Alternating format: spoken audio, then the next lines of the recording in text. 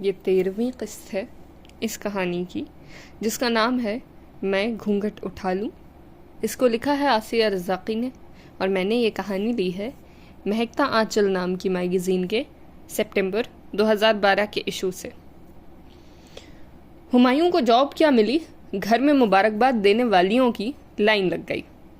اماں کو ان کے جوش و خروش پر بڑا تاؤ آتا کہ بھلا یہ ایرے غیروں نتھو خیروں کو خوش ہونے کی کیا ضرورت ہے۔ انہیں کانوں کان خبر نہ ہوئی تھی، اور ہمایوں ہر گھر میں 4 لڈو بانٹ آیا تھا۔ اب لڈو کھانے والیوں کا فرض بنتا تھا کہ وہ گھر آ کر حاضری لگائیں کہ یہی دنیا کا دستور ہے، خوشی میں شرکت۔ مگر اماں کو ہر کسی کی خوشی سے کیا لینا دینا، اس پر ترا یہ کہ فائزہ کی امی کے ساتھ چچی آ گئیں۔ فائزہ کی امی تو چچی کو ٹال دینا چاہتی تھیں، مگر ہمایوں چچی کو بھی 2 لڈو کھلا آیا تھا۔ وہ ان کی باتوں میں دلچسپی لیتا تھا، ہنستا تھا جب وہ کہتی، اے بیٹا ہمایوں، لوگوں کی نہ کہو، خدا غارت کرے کسی کی خوشی میں خوش نہیں ہوتے۔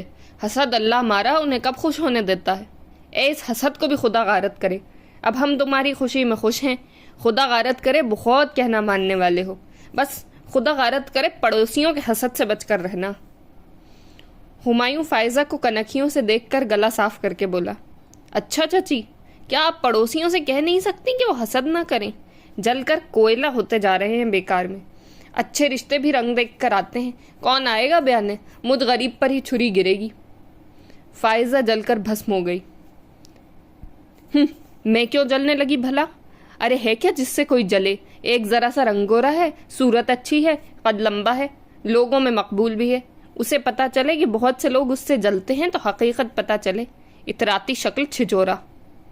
اس نے سائمہ کے سامنے دل کے پھپھولے پھوڑے۔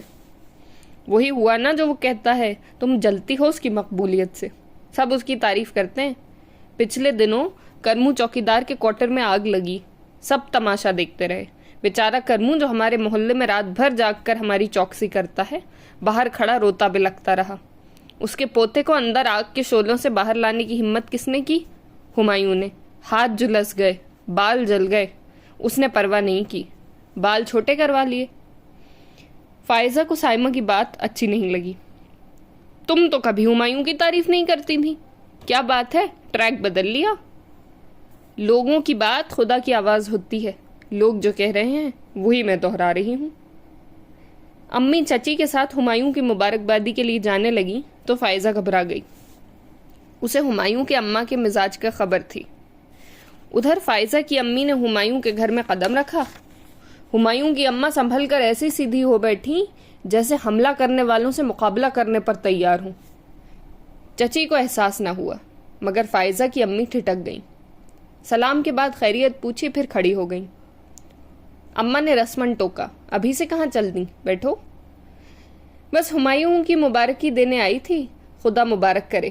نومی کی دادی نے بہت بہت مبارک دی ہے، ان کی طبیعت ٹھیک نہیں ہے۔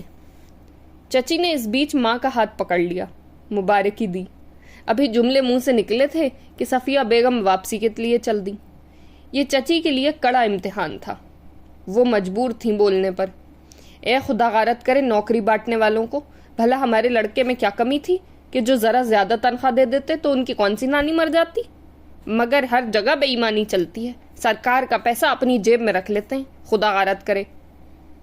اماں کے تو پتنگے لگ گئے، ایک تو اس نکمے آوارہ گرد کو نوکری دے دی بھلے مانس نے، اور یہ صاحبہ ان کو غارت کرنے پر تلی بیٹھی ہیں۔ اور یہ ہمارے لڑکے کا کیا مطلب؟ ہائیں، میرا لڑکا ان کا کب سے ہو گیا؟ ہمایوں کو دیکھتے ہی وہ اس پر چڑھ دوڑی۔ ارے محلے والوں کو کون سی امیدیں دکھایا ہے، ان کی سنو، ہمارے لڑکے، دوسروں کے بیٹے کو ہمارا لڑکا کہنے سے کیا ان کا ہو گیا؟